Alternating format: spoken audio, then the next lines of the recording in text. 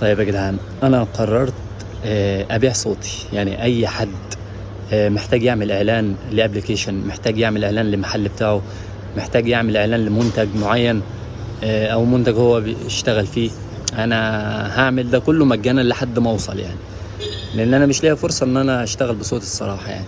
بس فاي حد كده يكلمني. وهي عينة صوتي برضو كويسة لحد ما. يعني مثلا هقول لكم كام حاجة كده. مع ابلكيشن وصلني، اوبر بأقل الاسعار عندنا وبس مع ابلكيشن وصلني. ونقول مثلا حتة كمان تشاهدون اليوم مباراة القمة على اون تايم.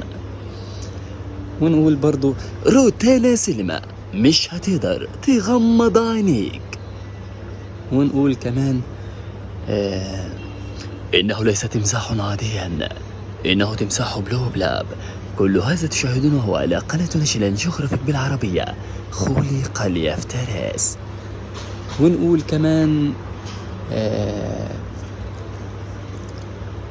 نداء لجميع ركاب متن الطائرة، تم إقلاع رحلة 342 المتجهة إلى الأراضي الفلسطينية لتحرير القدس من النتن ابن النتن. يلا بينا. بس كده، فانا نويت ابيع صوتي، فاللي محتاج يعمل اعلان يكلمني.